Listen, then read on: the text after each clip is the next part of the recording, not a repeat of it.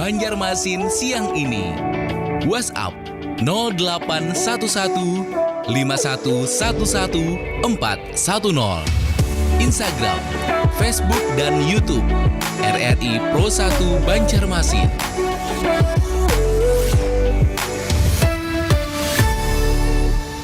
97,6 Pro 1 FM, kanal informasi dan juga inspirasi. Selamat siang pendengar dan pemirsa, apa kabar Anda di siang hari ini? Mudah-mudahan selalu sehat dan bahagia dimanapun Anda berada. Dan kita kembali lagi di cerita siang hari edisi hari ini, hari Senin tanggal 6 Juli 2026. Nah pendengar dan pemirsa, kalau kita berbicara tentang keterbukaan informasi, pasti erat kaitannya juga dengan yang namanya itu permasalahan ataupun juga hal-hal di dalamnya.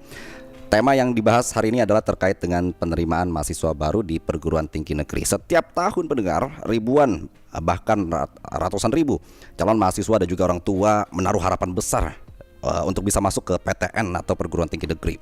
Namun di balik antusiasme itu sering menjadi pertanyaan di benak masyarakat, mulai dari bagaimana proses seleksi berlangsung, apakah benar-benar transparan atau hal-hal lainnya, mengapa nilai tinggi ada kemungkinan lolos atau tidak lolos dan lain sebagainya, bagaimana sistem itu mengaturnya, hingga beredarnya berbagai informasi yang kadang membingungkan di media sosial. Nah lalu sebenarnya sejauh mana masyarakat bisa berhak mengetahui proses penerimaan mahasiswa baru? Nah bagaimana kampus menjamin keterbukaan informasi tanpa mengganggu kerahasiaan data peserta, dan jika masyarakat merasa ada informasi yang belum jelas, kemana harus bertanya dan kemana harus mensengketakannya? Kita bahas di cerita siang hari ini bersama narasumber kita yang luar biasa hebat. Ada dua tokoh kita, tokoh pendidikan dan juga tokoh penyiaran dan juga informasi. Yang pertama saya sapa dulu, ada Pak Dr. Iwan Aflani, MKes SPFM SH, akademisi dan wakil rektor 1 bidang akademik WLM. Assalamualaikum.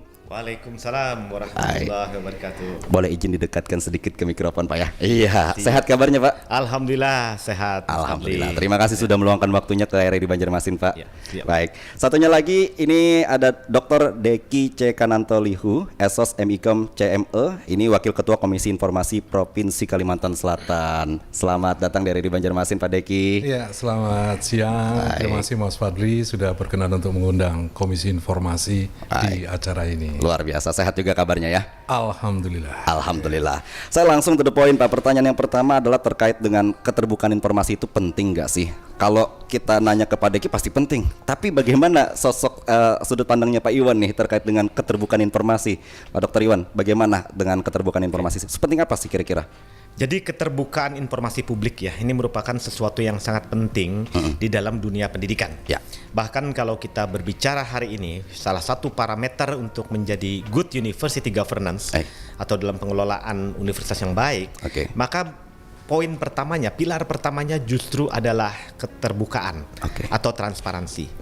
Kemudian diikuti dengan akuntabilitas, responsibilitas, kemudian independensi dan keadilan.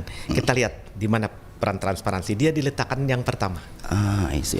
Jadi untuk mengelola sebuah universitas dan dikatakan universitas itu dikelola dengan baik, maka harus menghadirkan transparansi. Gitu.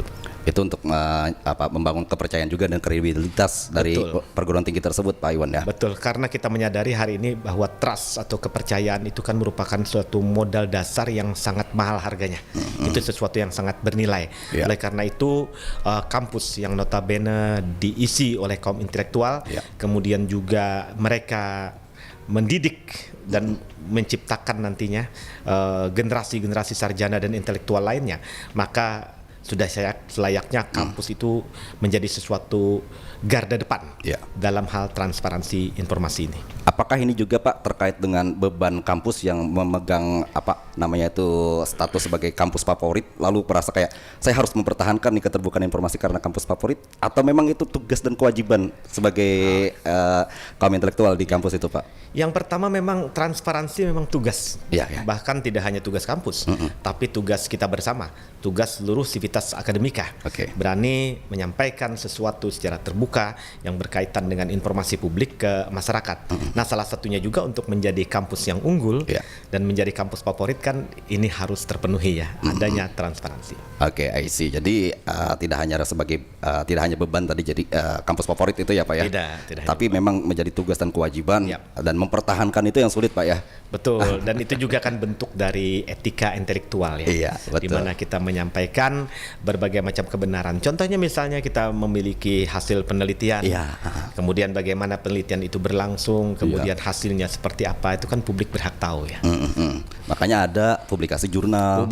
Ya, publikasi di berbagai website dan lain sebagainya yang bisa diakses masyarakat pastinya Pak ya. Betul sekali. Dan salah satunya di jilidnya WLM juga luar biasa Pak ya, digital library-nya. Ya, betul. Nah, itu salah satu bentuk keterbukaan tadi bahwa Betul. masyarakat pun bisa gratis mengakses begitu Pak ya. Betul. Baik, saya geser ke Pak Deki.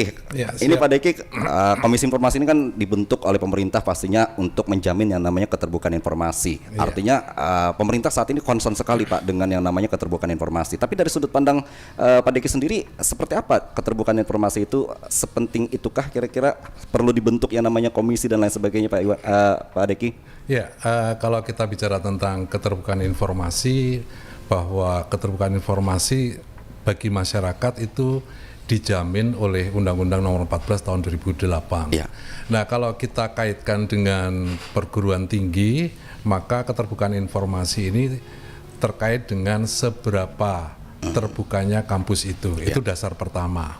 Nah, lalu yang menjadi perhatian dari masyarakat itu adalah bagaimana masyarakat itu bisa memahami informasi-informasi yang diterima dan dipahami oleh masyarakat. Jadi ada dua arah dari pihak pemberi informasi, dalam hal ini adalah perguruan tinggi, kalau lebih spesifik lagi adalah ULM, itu memberikan informasi bagaimana mekanisme penerimaan mahasiswa baru, kemudian yang sekarang banyak menjadi isu adalah bagaimana UKT-nya seberapa besar itu, maka yang perlu diinformasikan adalah prosesnya. Nah, ketika proses itu dijelaskan secara terbuka kepada masyarakat, maka insya Allah masyarakat bisa menerima secara bijak. Dan akhirnya kalau masyarakat bisa menerima secara bijak, yang namanya hoax atau rumor itu bisa dihindarkan. Karena memang pada dasarnya rumor atau hoax itu muncul bukan karena kurangnya informasi, atau informasi yang kurang disampaikan, tetapi karena pemahaman dari masyarakat sendiri itu untuk memahami tentang informasi yang diterima itu juga menjadi sebuah hal yang menjadi tanggung jawab dari Komisi Informasi dalam mensosialisasikan tentang keterbukaan informasi. Misalnya, tidak semua keterbukaan informasi itu harus dibuka karena informasi itu ada yang bersifat memang terbuka, ada juga informasi yang bersifat dikecualikan. Nah, kalau yang terbuka itu sendiri itu juga masuk kepada misalnya informasi yang harus tersedia setiap saat, informasi berkala. Nah, kalau yang dikecualikan adalah informasi-informasi yang memungkinkan beberapa pihak akan tercederai atau merasa kurang baik kalau itu memang diinformasikan. Misalnya untuk melindungi kepentingan hak pribadi. Data peserta tadi ya. Itu kalau yang dikecualikan. Artinya misalnya membahayakan kepentingan yang lebih besar itu yang termasuk yang dikecualikan. Jadi saya kembali kalau misalnya pertanyaannya seberapa penting, ya itulah berdasarkan Undang-Undang Nomor 14 Tahun 2008, hak masyarakat itu dilindungi oleh Undang-Undang Nomor 14 Tahun 2008, di mana masyarakat berhak tahu. Tetapi untuk tahu dan terbuka itu tidak semuanya terbuka. Betul, ada yang dikecualikan juga tadi Pak ya. Makanya setiap instansi wajib mempunyai yang namanya PPID kalau tidak salah Pak ya. Betul. Nah, saya pengen nanya ke Pak Iwan nih, PPID WLM seperti apa Pak? Alhamdulillah berjalan lancar Pak ya. Dan sejauh ini saya lihat juga humasnya gerak aktif juga Pak ya untuk membuka informasi dan lain sebagainya, berbagai kegiatan Pak ya. Alhamdulillah kegiatan humas berjalan dengan cukup baik. Kemudian juga seringkali kita di platform media sosial WLM sendiri ya, Instagram, kemudian TikTok dan yang lain-lain itu juga menghadirkan informasi-informasi terkini dari WLM ya. Itu. Jadi alhamdulillah berjalan. Termasuk juga yang PMB tadi Pak ya, penerimaan mahasiswa baru. Dan bahkan sampai menyediakan website khusus ya kalau tidak salah WLM ini.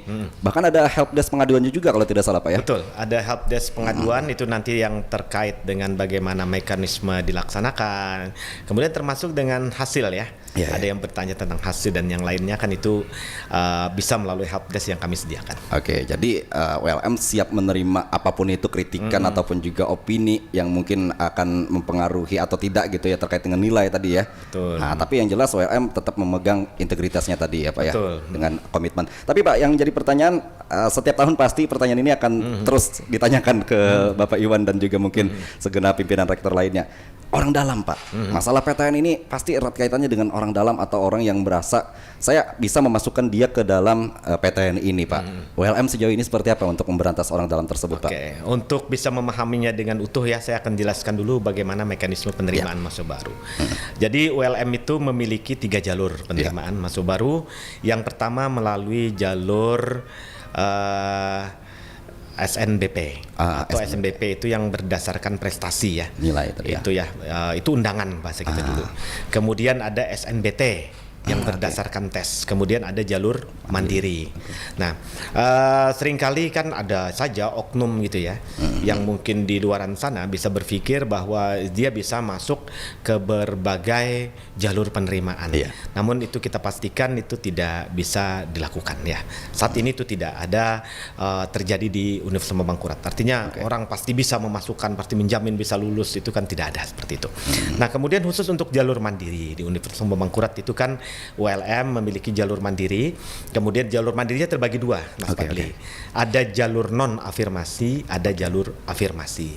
Nah, jalur afirmasi ini kurang lebih dari jalur mandiri itu ada 40% penerimaannya. Nah, disinilah di jalur afirmasi inilah nanti ada afirmasi-afirmasi yang diberikan, termasuk untuk kepentingan daerah kita Kalimantan Selatan dan kepentingan pemerintah pusat. Nah, di dalam jalur afirmasi itu yang pertama ada afirmasi, kami menyediakan afirmasi tahfiz Quran. Tahfiz Quran itu yang berkaitan dengan kearifan lokal kita di Kalimantan Selatan yang mayoritas Islam Muslim. Kemudian mereka meminta apakah ada untuk prestasi afirmasi Hafiz Quran. Kemudian juga ini berkaitan juga dengan prestasi MTQ mahasiswa dan lain-lain. Maka kita menyediakan afirmasi Hafiz Quran. Kemudian afirmasi anak dosen dan tendik. Itu juga ada jalur afirmasinya tersendiri. Artinya tetap kita memberikan suatu penghargaan bagi tenaga pengajarnya dan apresiasi kepada dosen kita maupun karyawan kita. Kemudian ada afirmasi dari daerah 3T.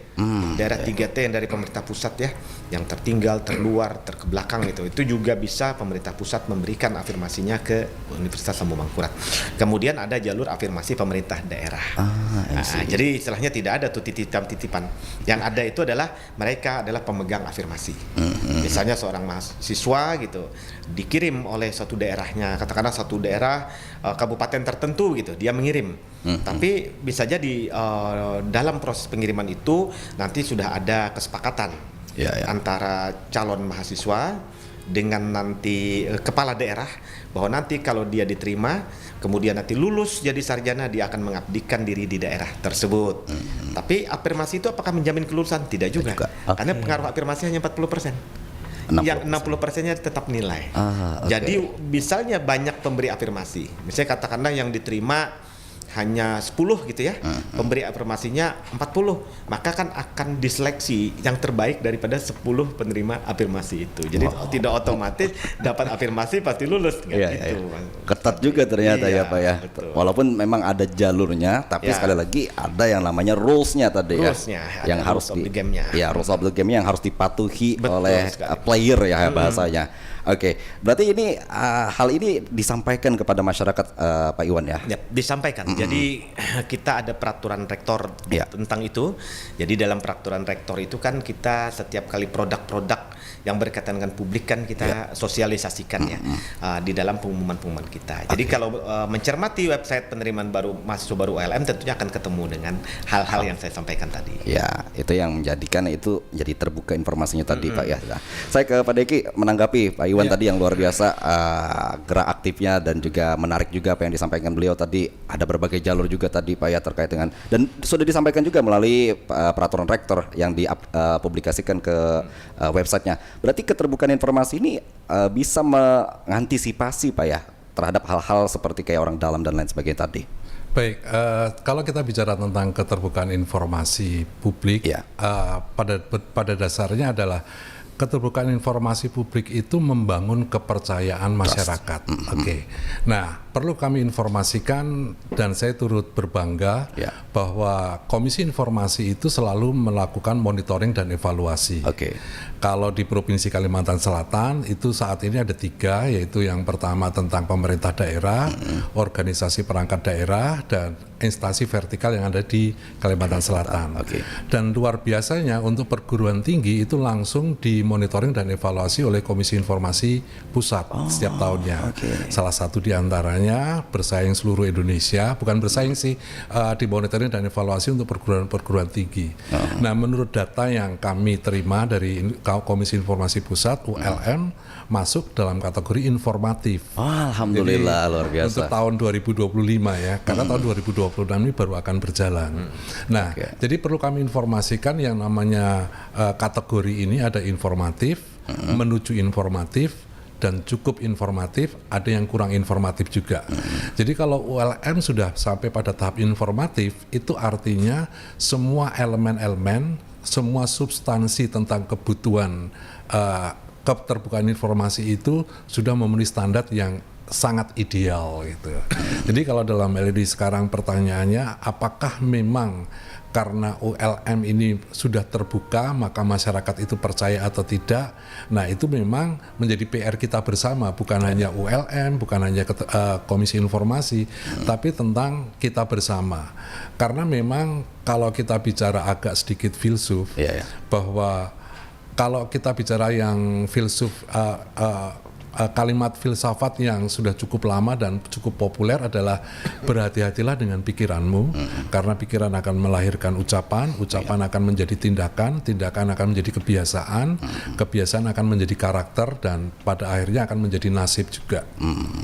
Nah, kita sudah memberikan informasi secara benar, tetapi kalau meskipun itu sudah benar dengan prosedur yang betul juga, tapi pola pikir masyarakat secara umum ternyata mindsetnya itu berpijak atau berawal dari hal-hal yang kurang pas dengan kehati-hatian terhadap pola pikir, maka itu hasilnya sebisa mungkin, sesempurna mungkin kita menyampaikan, hasilnya akan negatif. Itu sangat normatif di kehidupan kita sehari-hari. Jadi kalau ditanya bagaimana tentang keterbukaan informasi kepada masyarakat, maka selain dijamin oleh Undang-Undang Nomor 14 Tahun 2008, maka hal ini menjadi tanggung jawab juga kita bersama, bukan hanya satu pihak gitu. Termasuk juga ULM. ULM sudah mencapai kategori informatif, tetapi masih dari sisi ULM-nya. Nah, bagaimana dengan masyarakat gitu kan? Nah, masyarakat di sini mari kita bersama-sama mengedukasi.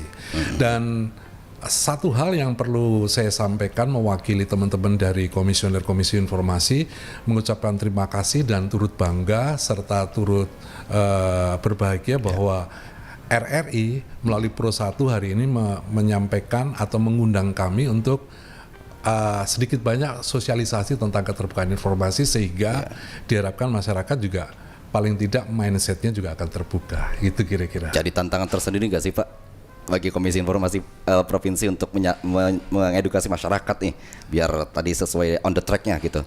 Jadi kalau dibilang menjadi tantangan atau tidak, itu kita berbicara tentang substansinya, bahwa itu menjadi sebuah konsekuensi ketika kita mengemban sebuah jabatan. Jadi kalau dibilang apakah jadi beban, saya rasa itu menjadi konsekuensi. Apapun yang kita lakukan harus berpijak kepada substansinya. Gitu. Oke, luar biasa, keren. Baik, saya kembali lagi ke Pak Iwan terkait dengan mungkin sedikit menjelaskan lagi Pak Iwan, bagaimana mekanismenya. Khususnya banyak saya mendengar Pak celotehan-celotehan masyarakat ataupun juga opini-opini masyarakat yang mengatakan saya nilainya tinggi, nilainya segini dan bla bla bla segala macam, tapi kok bisa nggak masuk jalur semacam kayak SNP yang pertama tadi, yang undangan tadi. Saya tahunya SNMPTN Pak dulu. Iya, betul. Nah, jalur yang undangan tadi ada yang bilang saya gagal masuk karena nilainya padahal saya tinggi nih dan lain sebagainya. hal ini bisa dijelaskan kepada masyarakat seperti apa Pak kira-kira? Oke, kita satu-satu ya. Ya, Kita bedah satu-satu. Untuk jalur SNBP, Ya, SNBP. Seleksi Nasional Berdasarkan Prestasi. Oke. Itu disebut zaman dulu, Mas Fadli mungkin merasa pernah dulu ada namanya jalur undangan. Iya. Nah, ini kan berdasarkan prestasi pada saat seorang siswa di bangku sekolah menengah atas. Itu kan ada prestasi seperti itu.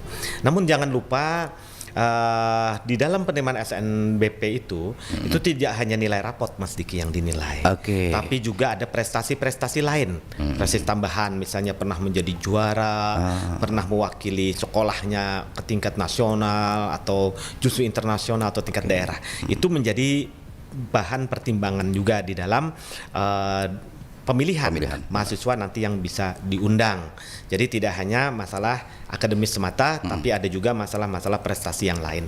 Kemudian yang harus kita pahami juga di dalam undangan tersebut, ya, itu juga tidak hanya melihatkan mahasiswa itu didasarkan sekolah itu saja. Dia akan berkompetisi dengan seluruh sekolah atau seluruh siswa yang berasal dari sekolah lain dari seluruh Indonesia. Misalnya katakanlah yang tertarik. Nah, katakan sekarang yang paling banyak diperebutkan tuh Fakultas Kedokteran. Ada dari 34 provinsi yang ingin ke sini, belum lagi SMA-nya. Nah, di situ kan nanti nilainya akan disanding. Nah, dalam menyanding nilai ini tidak semata-mata nilai yang disanding. Itu nanti juga akan ditentukan bagaimana akreditasi sekolah yang mengeluarkan nilai itu. Kemudian juga bagaimana indeks sekolahnya. Salah satu indeks sekolah itu yang penting itu adalah nanti apakah sekolah ini benar-benar menelurkan siswa-siswa yang berprestasi. Salah satu parameternya adalah bagaimana berapa banyak mahasiswa atau siswa dari SMA tersebut yang nantinya diterima pada tahun-tahun sebelumnya. Misalnya 3 tahun terakhir itu yang diterima di perguruan tinggi negeri, itu kan juga parameter. Jadi walaupun seorang siswa itu nilainya sama dengan anak dari sekolah lain, namun sekolah lain itu ternyata memiliki indeks sekolah yang lebih tinggi, kemudian akreditasinya lebih baik, tentunya kan yang indeks sekolahnya yang lebih baik yang akan mendapatkan skor yang lebih tinggi karena semuanya didasarkan skor. Dan ada sistem digital ya, sistematis gitu secara digital yang mengatur hal tersebut. Nah, seperti itu. Jadi tidak serta-merta nilai tinggi gitu. Apalagi kalau kita hanya melihat nilai saya tinggi nih, ya kan, kenapa saya nggak masuk? Ya karena memang batasannya bukan berapa nilai yang harus didapat, tapi sifatnya nanti ada patokan acuan normatif. Artinya yang paling bagus yang diambil, bukan sekedar lolos dinilai berapa. Nah, kemudian kalau SNBT juga begitu, seleksi nasional berbasis tes. Seringkali orang merasa nilai saya kok tinggi ya kan? Siswa merasa nilai saya kok tinggi, tapi kok saya tidak masuk. Berarti ada orang lain yang lebih tinggi. Seperti itu. Dan hal itu dibuka atau enggak Pak biasanya kalau masalah daftar yang lolos atau tidak itu Pak? Untuk yang lolos itu terbuka ya, tapi mahasiswa itu akan menerima kan dari akun mereka masing-masing. Dan ini dikelola oleh pemerintah pusat ya untuk SNBP dan SNBT. Mereka bisa lihat kok hasilnya. Dan dari universitas pun melihat bahwa misalnya masuk Fakultas Kedokteran, saya contohkan saja, ada dari jalur SNBT yang berdasarkan tes ada 75 orang, maka 75 yang tertinggi dari peserta tes itu yang masuk. Nilai ke 76 dan seterusnya tidak akan masuk. Dan itu kan ada bisa kita lihat akuntabilitasnya. Gitu. Saya dulu ingat Pak Iwan, tahun berapa ya saya lupa itu, pernah ULM menyewa satu halaman koran itu kalau tidak salah buat menaruh nama-nama yang lolos dulu tuh yang tes Pak. Nah itu termasuk juga kerjasama dengan mitra media Pak ya untuk menjamin keterbukaan informasi tadi Pak ya kepada publik pastinya. Tapi kalau yang satunya tadi kan dari websitenya masing-masing tadi ya. Saya ke Pak Diki lagi terkait dengan mitra kerjasama. Nih pastinya ULM kan banyak nih bekerja sama dengan media-media dan lain sebagainya. Nah ini juga bisa menjadi salah satu corong nggak Pak kira-kira untuk menjamin keterbukaan informasi melalui media-media Pak? Iya, tentu saja kalau kita bicara tentang apakah ini menjadi jembatan gitu ya. Kalau istilah corong, kalau ini menjembatani aja ya. Menjembatani informasi yang disampaikan oleh ULM kepada media gitu ya. Justru saya menganggap bahwa ini menjadi satu sarana yang tepat sekali untuk menyampaikan keterbukaan informasi publik. Namun yang menjadi catatan sekarang bahwa perkembangan dunia digital itu sangat luar biasa. Bukan hanya media-media yang istilahnya kredibel, tapi setiap orang pun sekarang punya kemampuan untuk memberikan informasi. Nah, padahal kalau menurut Komisi Informasi yang paling penting itu adalah fakta dulu. Setelah fakta baru kita bicara tentang data. Karena banyak sekali sekarang yang menjadi hoax itu karena bukan fakta dan data, tetapi asumsi. Artinya begini, masyarakat itu kadang-kadang faktanya jelas, tapi datanya belum tentu benar, sehingga melihat fakta lalu dia berasumsi. Nah, ketika asumsi itu dengan sendirinya dia ketik atau di-share ke media sosial dia, maka yang berbicara bukan hanya fakta yang ada, tetapi asumsi dia. Makanya tadi saya sampaikan bahwa Komisi Informasi itu sangat concern pada berhati-hatilah pada pola pikir. Karena pola pikir akan menjadi ucapan. Kalau dalam hari ini akan menjadi jari-jari yang bermain di keyboard itu HP. Nah, itu yang yang terjadi, yang kita waspadai. Nah, kalau kembali lagi tentang ULM bekerja sama dengan media-media yang kredibel, maka itu adalah satu hal yang dilakukan sangat tepat untuk menjembatani informasi itu hadir secara utuh, benar, dan dapat dipertanggungjawabkan. Sehingga risiko terjadi hoax, risiko terjadi rumor itu akan sangat minimalis. Bukan berarti menjamin bahwa pasti tidak akan terjadi rumor, karena pada akhirnya itu akan kembali kepada SDM-nya juga. Walaupun kredibel, tapi kalau ternyata SDM-nya itu kurang memahami fakta, data, dan asumsi, maka hasilnya cenderung bisa mungkin dalam dirinya, oh ini benar fakta dan data, tapi tidak menyadari bahwa masuk asumsi juga. Nah, ini yang perlu kita hati-hati. Jadi kesimpulannya, saya sangat menyetujui melakukan pemberitaan atau melakukan kerjasama dengan media-media yang kredibel.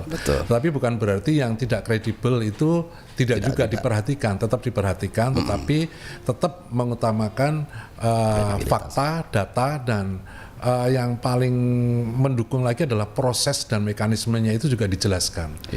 Itu lebih lengkap lagi ya Pak ya. Nah, Pak Iwan, ini berarti menjadi hal yang membanggakan juga, karena saya tahu ULM ini Pak banyak sekali kerjasama. Tapi sejauh ini Pak, mungkin boleh diupdate bagaimana kerjasama dengan stakeholder Pak untuk memberikan informasi yang seluas-luasnya kepada masyarakat sejauh ini Pak. Yang kami ketahui ya, ini dengan berbagai media mainstream, itu kan ULM sudah punya hubungan ya. Kemudian juga membangun web sendiri, kemudian memiliki kanal informasi sendiri, dan otomatis mudah-mudahan ya berita dari ULM itu bisa tersampaikan dengan baik. Dan kami pun bisa juga secara transparan, kemudian objektif ya. Tadi seperti yang disampaikan Mas Diki tadi, harus sesuai dengan fakta dan data. Nah, otomatis kami harus menyediakan fakta dan data-data yang sesuai dan yang terbaik. Nah, mudah-mudahan nanti ini juga ditangkap oleh masyarakat dengan baik, akhirnya tidak muncul asumsi liar, tapi justru mendapatkan asumsi-asumsi yang benar terhadap apa yang terjadi dan apa yang telah disampaikan oleh Universitas Sambo Mangkurat. Asumsi yang tercerahkan kalau bisa ya Pak ya. Karena takutnya asumsi yang beredar ini asumsi liar jadinya ya. Baik, kita mau ngajak juga pendengar dan pemirsa, boleh Pak Iwan, Pak Diki ya, yang pengen bergabung, Anda bisa bergabung bersama kami di 0511 3251 562, 0811 40 976 atau di 0811 511 410, dan juga di WhatsApp kami dengan nomor yang sama 0811 511 410. Saya mau bacakan ada beberapa pertanyaan yang sudah masuk di WhatsApp kami dari 0852 1861 sekian. Assalamualaikum warahmatullahi wabarakatuh. Ulun 4 Batakun lawan Pak Wakil Rektor. Apa nih? Ini ulun artikan bahasa Indonesianya saja ya Pak ya. Ini dari Nabila di Playhari. Bagaimana kalau website resmi mengalami gangguan saat pengumuman? Karena saya sering mendengar katanya pada saat pengumuman membludak, lalu website itu error katanya dan lain sebagainya. Nah, apakah itu termasuk bentuk pelayanan publik yang harus diperbaiki katanya kepada Pak Iwan nih, terkait dengan server biasanya penuh Pak kalau ketika pengumuman SNBT ataupun juga SN yang berprestasi tadi. Nah, ini bagaimana, apakah mesti diperbaiki juga Pak? Nah, untuk yang berikutnya kepada narsum dari Komisi Informasi, apakah pernah menemukan kampus yang menolak memberikan informasi yang seharusnya terbuka? Ini dari Nabila tadi masih Pak. Ada 2 pertanyaan masing-masing kepada narasumber kita. Yang pertama terkait dengan website yang sering mengalami down ketika pengumuman, Pak Iwan. Apakah ini mesti diperbaiki atau seperti apa kira-kira? Oke, seandainya terjadi ya, memang kenyataannya web itu down gitu atau server itu tidak mampu memenuhi, mestinya kan ada mekanisme pengumuman yang lain ya, yang bisa dijangkau oleh mahasiswa atau calon mahasiswa. Tapi mungkin yang lebih banyak dibicarakan ini kan terkait dengan SNBP dan SNBT, di mana pesertanya sangat banyak dan berasal dari seluruh Indonesia. Kemudian nanti dia juga akan membuka pada momen yang sama, pada waktu yang sama, karena semua buru-buru ingin mengetahui apakah dirinya lulus atau tidak lulus. Ya kan seperti itu. Maka ini membludaknya ini seringkali juga di luar kemampuan dari sistem yang dikembangkan. Namun untuk SNBP dan SNBT ini kan servernya ada di pusat ya, ada di kementerian. Dan mudah-mudahan ini juga menjadi catatan yang sangat baik.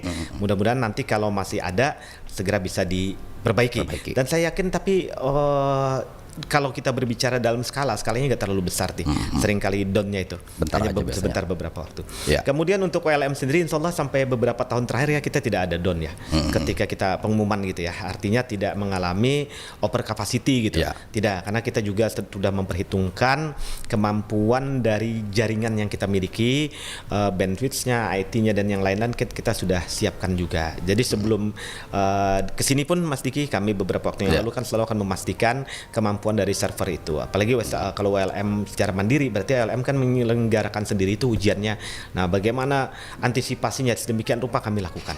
Bahkan pada musim-musim nih mati lampu. Nah itu Pak, tantangan kita harus kerjasama, benar-benar kami harus bersurat, kemudian mengingatkan dan memohon juga kepada PLN untuk area Universitas Muhamangkurat pada saat ujian itu tidak terjadi pemadaman lampu. Dan kami berterima kasih sekali untuk PLN Kalimantan Selatan dan Tengah ini ya. Selama kami ujian kemarin lancar. Dari tanggal 30 sampai tanggal 5 kami seminggu ya melakukan tes untuk jalur mandiri. Alhamdulillah tidak ada pemadaman lampu dan kami bisa melakukannya dengan baik. Karena kalau padam lampu webnya juga pasti down juga semua down. Nah, walaupun kami juga menyiapkan misalnya mekanisme yang lain, misalnya menyiapkan UPS, kemudian menyiapkan genset. Tapi kan itu tidak akan sempurna bila tidak terjadi perubahan atau kesulitan kalau dari sumber listrik yang berasal dari PLN. Nah, itulah contoh bagaimana kita harus mempersiapkan. Jadi tidak hanya itu Mas Diki. Web itu tidak hanya tidak tahan nanti, mati lampu juga akan jadi masalah. Jadi mudah-mudahan ini tidak terjadi, dan kami tentunya akan kembali berkoordinasi dengan penyedia layanan listrik ya. Ketika nanti pengumuman itu di WLM jangan sampai web kami down mati lampu, itu kadang-kadang jadi masalah. Nah, mudah-mudahan ini tidak jadi permasalahan. Walaupun ini juga ke depan Mas Diki, ini jadi pemikiran kita bersama juga. Informasi itu terputus ketika ada pemadaman listrik gitu. Seperti itu. Tapi mudah-mudahan tidak terjadi untuk PLN dan kami tentunya selalu berkoordinasi dengan pihak PLN. Karena apapun yang sudah disempurnakan di internal, tapi ternyata masalahnya di eksternal, itu yang di luar dugaan Pak Iwan ya. Makanya kita antisipasi, kita bersurat gitu. Beberapa waktu bisa seminggu duluan atau setengah bulan duluan kita sudah bersurat mohon pada tanggal sekian ini area ULM itu jangan sampai mati lampu. Ya, jangan sampai menjadi area yang masalah lagi juga web error dan lain-lain kita tunggu. Karena ini langganan sekali Pak Iwan ya. Tapi kita bicara tentang yang pusat tadi, memang setiap tahun pasti karena membludaknya ratusan ribu Pak ya. Orang masuk ke server tiba-tiba gitu ya kan, pasti akan mengalami down dan lain sebagainya. Nah, ini mudah-mudahan perbaikannya di jajaran kementerian tadi Pak ya. Dan itu juga menurut saya tidak mayor ya. Ini hanya beberapa waktu gitu. Nanti dia beberapa jam kemudian akan baik lagi ya. Oke, saya izin ke Pak Deki ya terkait dengan apakah pernah kampus menolak memberikan informasi Pak, katanya dari pertanyaan tadi.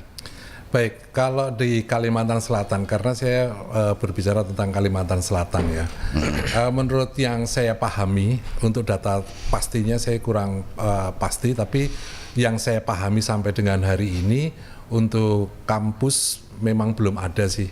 Belum ada tentang gugatan sengketa tentang keterbukaan informasi publik. Tetapi andai kata misalnya terjadi sengketa, itu misalnya masyarakat merasa tidak puas tentang adanya keterbukaan informasi yang dianggap seharusnya itu terbuka, gitu kan. Nah, langkah yang pertama memang kami selalu menyarankan lakukan dulu pendekatan kepada badan publik dalam hal ini misalnya katakanlah ULM. Tadi sempat disinggung ada PPID atau PPID ya. Nah, itu melalui PPID-nya dulu dikomunikasikan. Andai kata setelah PPID itu dilakukan pendekatan dan komunikasi tetap merasa tidak puas, baru nanti bisa diajukan ke Komisi Informasi. Tetapi itu pun juga nanti ada prosedurnya. Ya. Nanti prosedur yang pertama diperlukan di Komisi Informasi adalah siapa yang minta, kejelasannya dulu. Artinya personel yang meminta itu siapa? Apakah personal atau itu badan organisasi atau seperti apa gitu ya. Nah, yang kedua adalah peruntukannya untuk apa, itu harus jelas dulu. Nah, nanti kalau memang itu sudah jelas semua, baru nanti masuk ke tahapan berikutnya. Nanti di internal kami akan membentuk tim sendiri, majelisnya nanti siapa saja, kemudian kami mempelajari permasalahannya apa gitu. Jadi kalau pertanyaannya sudah ada atau belum tentang sengketa informasi di kampus di Kalimantan Selatan, sejauh ini belum ada Belum sih. ada ya? Iya. Alhamdulillah. Mudah-mudahan ini terus belum ada ya Pak ya. Insya Allah. Insya Allah. Mudah-mudahan. Karena intinya seperti ini, keterbukaan informasi ini adalah bukan hanya sekedar membuka data atau menginformasikan tentang data, tetapi adalah membentuk kepercayaan publik. Tidak setiap data harus dibuka. Betul. Karena ada yang dikecualikan. Yang dikecualikan adalah misalnya menyangkut tentang rahasia pribadi, tentang kesehatan, nomor induk kependudukan, kemudian riwayat kehidupan, itu menjadi data-data yang dikecualikan. Termasuk misalnya mahasiswa atau calon mahasiswa nanti itu dilindungi data-data yang bersifat dikecualikan. Oke, siap. Dan itu ada juga tadi lah informasi yang turunannya Pak yang terbuka tadi, ada banyak juga tadi ya, kita off-air bicara tadi, ada informasi serta merta tadi yang disebutkan juga ya. Artinya begini, kalau kita bicara tentang informasi yang terbuka itu yang pertama adalah turunannya adalah informasi berkala. Informasi berkala itu adalah informasi yang memang selayaknya disampaikan. Nah, saat ini kenapa website itu dianggap sebagai induknya segala informasi, karena di website ini semuanya bisa dibikin tab-tabnya tersendiri secara khusus, jadi bisa langsung turun. Kalau di media sosial misalnya Instagram, Facebook, TikTok itu kan bersifat parsial. Ketika kita masuk ke website, maka misalnya yang sifatnya informasi berkala itu adalah di mana alamat badan publik itu berada. Nah, sekarang biasanya dilengkapi juga dengan ngelink kepada Google Map. Jadi begitu buka alamatnya, tinggal klik di linknya, nanti bisa diarahkan langsung menuju ke sana. Nah, itu tentang informasi berkala. Lalu yang kedua, informasi terbuka itu juga ada kriteria informasi yang tersedia setiap saat. Artinya adalah informasi yang tidak harus langsung diumumkan, tetapi apabila diminta itu sudah tersedia. Misalnya contoh, ULM itu akan membangun gedung. Karena gedung itu menggunakan uang dari pemerintah atau dari misalnya katakanlah dari pemerintah atau ujung-ujungnya uang rakyat juga, maka masyarakat berhak tahu. Nah, itu dokumennya itu menjadi dokumen yang disimpan, yang disebut dengan tersedia setiap saat. Sehingga ketika masyarakat minta itu bisa diberikan, asalkan peruntukannya jelas untuk apa dia tahu gitu. Nah, kemudian yang berikutnya tentang kelembagaan. Di dalam kelembagaan ini juga nanti akan terlihat, misalnya contohnya, saya cukup ikut berbangga ya, mengapresiasi. Tadi saya sempat izin ngomong ke toilet ke toilet, ternyata ada beberapa toilet yang memang tersedia. Nah, saya ternyata pas masuk itu ada toilet yang memang diperuntukkan orang yang disabilitas. Jadi ini merupakan salah satu bentuk kelembagaan di mana keterbukaan informasi itu juga disajikan oleh RRI. Alhamdulillah. Nah, saya rasa di ULM pasti juga sudah terbentuk itu ya, karena itu menjadi salah satu poin yang turunan di mana terbukti bahwa ULM memiliki penilaian informatif. Artinya seperti itu. Oke, jadi bisa masuk ke infrastruktur juga Pak ya berarti ya? Ya, karena memang di dalam penilaian monitoring dan evaluasi itu yang pertama adalah informasi yang berkala tadi, kemudian informasi tersedia setiap saat, kemudian informasi tentang pengembangan website. Kemudian yang berikutnya tadi adalah tentang belanja barang. Iya, ya. Kemudian yang terakhir adalah kelembagaan. Oke. Nah, tadi tentang fasilitas segala macam itu termasuk di bidang penilaian, monitoring, evaluasi bidang kelembagaan. Oke, I see.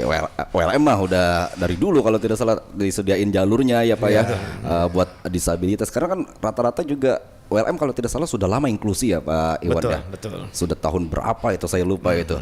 Dan sampai sekarang masih mempertahankan hal itu Pak Iwan. Ya, masih alhamdulillah masih. Jadi untuk sebagai kampus yang inklusif ya, inklusif terhadap penyandang disabilitas, tahun ini kita menerima nih.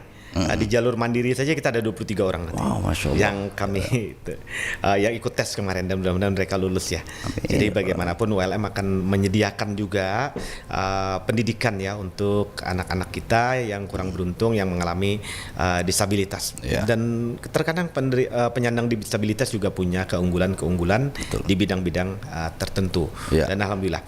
Dan salah satunya juga untuk menjadi kampus yang unggul ya, terakreditasi unggul, kemudian apalagi terakreditasi internasional, sebuah program studi kan harus ramah disabilitas. Ya, dan bahkan WLM juga menyediakan beasiswanya juga kalau tidak salah ya Pak ya. Beasiswanya ada, bekerja sama dengan beberapa perusahaan ya, itu juga ada. Baik, mudah-mudahan ini bisa menjawab pertanyaan tadi dari pendengar kita. Baik, silakan, masih ada kesempatan lagi untuk Anda yang bergabung bersama kami di 0511 3251550, 0811 511 dan juga di 0811 40976. Saya ke Pak Iwan terkait dengan Pak Iwan, masih terkait dengan penerimaan mahasiswa baru. Helpdesk tadi Pak Iwan berkaitan juga dengan layanan pengaduan. Nah, bagaimana mekanisme apabila ada orang tua calon mahasiswa yang mungkin nggak terima Pak dengan hal-hal yang dikeluarkan WLM, informasi yang dikeluarkan WLM? Apakah dari WLM sendiri menyediakan tadi terkait dengan helpdesknya, bagaimana mekanismenya, boleh dijelaskan Pak? Kanal itu ada disediakan di web kami, yaitu itu kanal sanggah namanya. Jadi bisa melakukan sanggah terhadap apa yang diputuskan oleh Universitas Muhammad Mangkurat. Tentunya dengan disertai argumen-argumen ya. Dan tentunya data dari siapa yang melakukan sanggah tersebut. Kami akan meresponnya kurang dari 7 hari. Wow, Insya Allah sudah ada respon, kemudian akan ada jawaban. Dan kanal tersebut juga terhubung dengan Inspektorat Jenderal. Jadi kami pun diawasi ketika memberikan jawaban-jawaban tersebut. Dan alhamdulillah ULM juga tidak terlalu banyak kok menerima sanggah-sanggah tersebut.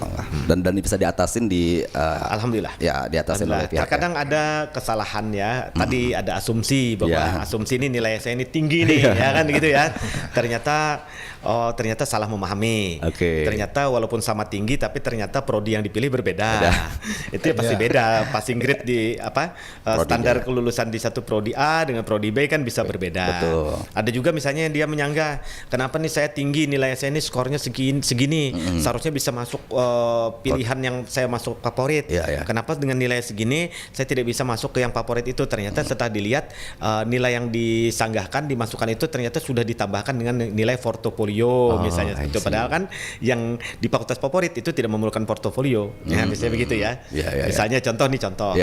Di kedokteran misalnya, kedokteran gigi, farmasi itu kan tidak ada portofolio, hanya berdasarkan nilai murni. Kan.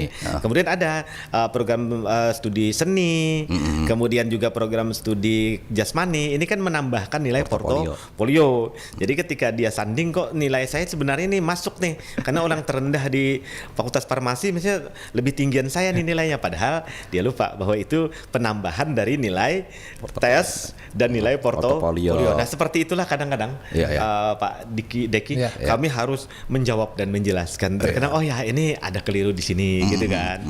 Dan sudah teratasin pastinya Pak ya. Tidak ada yang ibaratnya begitu vital banget gitu ya, krusial gitu ya. Dan semuanya itu bisa teratasi dengan nyaman dan tidak ada yang namanya disengketakan dan lain sebagainya Pak ya. Alhamdulillah sejauh ini tidak ada dan kita berharap itu tidak akan ada ya. Betul, amin, mudah-mudahan. Saya ke Pak Deki terkait dengan sengketa tadi Pak. Apabila masyarakat mungkin ingin mensengketakan dan lain sebagainya, mudah-mudahan nggak ada ya. Tapi tetap kita kewajiban untuk menginformasikan nih Pak kepada pendengar kita apabila ingin mendapatkan informasi yang ternyata tidak dikasih ibaratnya. Bagaimana Pak masyarakat bisa melaporkan hal tersebut?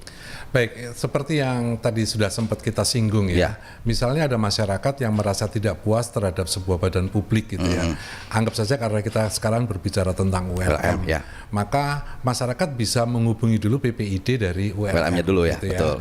Nah, nanti kalau di situ PPID memberikan penjelasan Kurang puas tadi dan ya. tetap masih kurang puas, baru bisa masuk ke komisi informasi. Ya. Nah, di dalam komisi informasi itu nanti ada tahapan-tahapannya.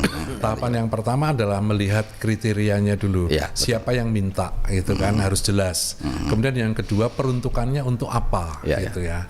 Nah, kalau memang itu sudah pas semua secara bukti-bukti atau secara pendukungnya, Yes. data pendukungnya sudah lengkap, maka nanti akan masuk kepada komisioner untuk didiskusikan dan dibentuk majelisnya. Majelisnya tadi, oke. Nah, setelah dibentuk majelisnya baru nanti akan diundang kedua belah pihak. Nah, kedua belah pihak pada sidang pertama itu biasanya akan ditawarkan dulu mediasi. Mediasi, oke. Kebetulan di komisioner ini beberapa dari anggota komisioner sudah lulus sertifikasi sebagai mediator, sehingga ditawarkan juga apakah mau menggunakan mediator yang disediakan oleh Komisi Informasi atau mau menggunakan mediator dari luar, dipersilahkan. Nah, memang harapannya adalah nanti akan selesai di mediasi. Karena kalau tetap nanti mediasi ternyata gagal, maka nanti persidangan akan cukup panjang karena nanti akan menilai dari kedua belah pihak. Oke. Yang paling utama bagi kami adalah hak masyarakat itu terpenuhi, hak badan publik juga terpenuhi. Jadi bukan hanya sekedar membela salah satu pihak, kami ada berada di tengah-tengah Ya. gitu. Baik, cover both side jadinya ya. Iya. Oke. Kalau apakah sampai di tingkat provinsi saja atau persidangan itu masuk ke tingkat pusat, Pak? Kalau untuk saat ini kewenangan dari Komisi Informasi Provinsi Kalimantan Selatan adalah hal-hal atau sengketa-sengketa yang sifatnya memang bersifat regional. Regional, ya. Kalau itu nanti terkait dengan badan publik yang sifatnya adalah ada di pusat juga, maka nanti bisa juga artinya misalnya salah satu badan publik itu adalah badan publik yang selain di Kalimantan Selatan itu sebagai cabang dari pusat, maka nanti bisa naik kepada pusat. Bukan kami yang menaikkan, tapi nanti diarahkan untuk sengketa itu nanti langsung diajukan ke Komisi Informasi Pusat. Oke, berarti potensi kayak RRI dan ULM ada potensi ke pusat nanti, Pak ya? Kalau ULM kan masih regional ya? regional ya. Oke. Kalau RRI Ada itu potensi. ya, gitu. Oke, baik, siap. Baik, kita udah di menit 52 ternyata Pak Iwan dan juga Pak Deki. Mungkin terasa. sedikit iya Pak, terkait dengan kepercayaan publik Pak. Ini mungkin satu-satu saya tanyakan, saya ke Pak Iwan dulu. Bagaimana ULM menjamin kepercayaan publik agar bisa terus bertahan Pak untuk percaya kepada Universitas Lambung Mangkurat di Kalimantan Selatan ini, Pak Iwan? Pertama tentunya dari kesadaran ULM sendiri ya, bahwa pentingnya kepercayaan publik. Karena kepercayaan publik ini adalah salah satu modal bagi ULM untuk dia bisa terus berkembang, kemudian dia terus menyempurnakan diri, kemudian dia bisa bersaing, berdampak dan memiliki prestasi-prestasi yang lebih bagus lagi di kemudian hari. Modal dasar kami sadari bahwa kami memerlukan kepercayaan dari publik. Mungkin kalau kita berbicara filsafat tadi Mas Pak Deki, itu kan juga Stephen Covey juga menyampaikan dalam bukunya The Speed of Trust gitu ya. Jadi kita trust itu memang suatu value atau harga yang sangat mahal pada hari ini, dan itu merupakan sesuatu yang memang harus kami jaga. Dan mudah-mudahan kami berharap ini Universitas Lambung Mangkurat ini tidak hanya transparan kemudian dan akuntabel dalam hal penerima baru, tapi dalam segala unsur penyelenggaraan ya tata kelola universitas kami juga mengupayakan agar bisa mendapatkan kepercayaan dari publik, karena kami menyadari kepercayaan publik ini adalah satu harga yang sangat-sangat besar, dan inilah yang menjamin nanti kelangsungan ULM untuk bisa menjadi semakin baik dan sempurna di kemudian hari. Dan Pak Iwan mudah-mudahan bisa menjamin hal tersebut sampai ULM ke depan insya Allah ya. Insya Allah, bismillah. Ya, dan langkah bersama-sama pastinya Pak Iwan ya. Amin. Baik. Insyaallah. Dan terakhir masih ke Pak Iwan sedikit, Pak Diki ya. Nanti Pak Diki juga akan closing statement juga. Mungkin pesan kepada orang tua, walaupun ini rangkaian PMB kayaknya udah mau kelar juga Pak ya. Nah, udah selesai. Mungkin pesan aja buat tahun depan mungkin atau seperti apa yang mendengarkan sekarang ini, bagaimana untuk pesannya bagi para calon mahasiswa dan orang tua ketika ingin masuk perguruan tinggi negeri, seperti apa yang ingin disampaikan Pak kira-kira? Oke, perguruan tinggi itu insya Allah ya akan menerima mahasiswa baru, terutama perguruan tinggi negeri ini Ya. tentunya mengedepankan objektivitas dan mencari bibit-bibit yang terbaik Betul. untuk dididik nanti di perguruan tinggi dan juga disesuaikan dengan minat dan kemampuannya. Otomatis persiapan tidak bisa 1-2 hari untuk Ya. masuk perguruan tinggi, tapi perlu persiapan jangka panjang. Mulai dari bangku sekolah menengah itu sudah harus disiapkan. Dan kesuksesan di perguruan tinggi tidak hanya akan ditentukan ya oleh kecerdasan seseorang, tapi juga ditentukan bagaimana nanti dia mampu menjalani proses pendidikannya dengan baik. Maka tidak sekedar intellectual quotient, Ya. tapi juga harus ada emotional quotient, ada spiritual quotient. Dan hal yang penting lainnya adalah kuliahlah sesuai dengan minat dan bakat serta kemampuan yang ada. Ya. Karena seringkali boleh jadi orang tua beda pendapat dengan anaknya. betul. Orang tua ingin kamu masuk jurusan ini, Ya. anaknya perlu ingin masuk jurusan yang ini. Tentunya apakah ini bisa dikompromikan? Bisa. Tapi ada cara yang lebih objektif seperti apa? Kita tes Iya. minat dan bakat dari anak tersebut. Bisa terlihat dari serangkaian tes psikologi, dan Universitas Mangkurat itu cukup terampil ya dengan tim PPKPP kita. Ya, Itu ya. bisa untuk mentes tuh arahnya nanti kemana anak ini berbakat. Kadang-kadang kita menduga ini bakatnya di bidang eksak, ternyata bidang sosial. Ada yang sosial ternyata eksak. Ada juga yang bakat dua-duanya. Ada juga yang bisa masuk kemana-mana. Oke. Seorang anak itu berbeda-beda. Betul. Jadi setiap manusia itu, Mas Padli, harus kita pandang sebagai sesuatu pribadi yang unik dan berharga. Ya, Jadi ya. tidak ada orang yang tidak berharga, tapi masing-masing orang punya keunikan yang berbeda-beda. Masya Allah, luar biasa keren. Terima kasih Pak Iwan sudah memberikan statement yang luar biasa juga. Mudah-mudahan ini bisa memotivasi pendengar dan pemirsa di luar sana yang mungkin ingin mengkuliahkan anaknya. Ikuti tadi apa yang disampaikan Pak Iwan tadi, luar biasa. Ini jujur benar sih apa yang disampaikan juga ya. Baik, terakhir kepada Diki terkait dengan bagaimana tadi membangun kepercayaan publik Pak bagi Komisi Informasi Provinsi Kalimantan Selatan agar bisa kepercayaan publik itu tetap kepada Komisi Informasi ini Pak. Baik, kalau kita ditanya tentang bagaimana sih kepercayaan publik itu, jadi kita kembali ke falsafah dasarnya, Ya. bahwa transparansi itu menjadi hak masyarakat untuk tahu. Tetapi bukan berarti untuk tahu itu semua data harus dibuka, Ya. karena memang ada hal-hal yang harus dilindungi, misalnya tentang kepentingan kepribadian masing-masing gitu ya. Nah, oleh karena itu saya akan berpesan kepada badan publik maupun kepada masyarakat. Kalau ke badan publik, pesan saya adalah keterbukaan informasi jangan sampai hanya dianggap sebagai kerja administrasi, tapi juga merupakan sebuah upaya untuk mendapatkan kepercayaan dari masyarakat. Ya. Nah, kalau kepada masyarakat, saya mewakili teman-teman berharap bahwa masyarakat untuk mencari, menerima, dan mengelola informasi itu sebaiknya secara bertanggung jawab. Jangan sampai berdasarkan asumsi-asumsi yang bikin hoax dan terjadi kegaduhan. Itu saja. Terima kasih. Luar biasa, terima kasih banyak Pak Diki udah memberikan closing statementnya juga, dan mudah-mudahan terkait dengan keterbukaan informasi ini tidak hanya sebatas administrasi saja tadi apa yang disampaikan Pak Diki, Pak Iwan berarti juga ya, tapi ini masuk ranah top manajemennya juga yang harus memperhatikan Pak Diki tadi ya. Ya. Tidak hanya adminnya saja yang kerja, tidak hanya duduk manis saja, tapi juga bahkan seluruh sivitas akademika juga perlu mempertimbangkan itu. Betul. Pak Iwan ya tadi ya.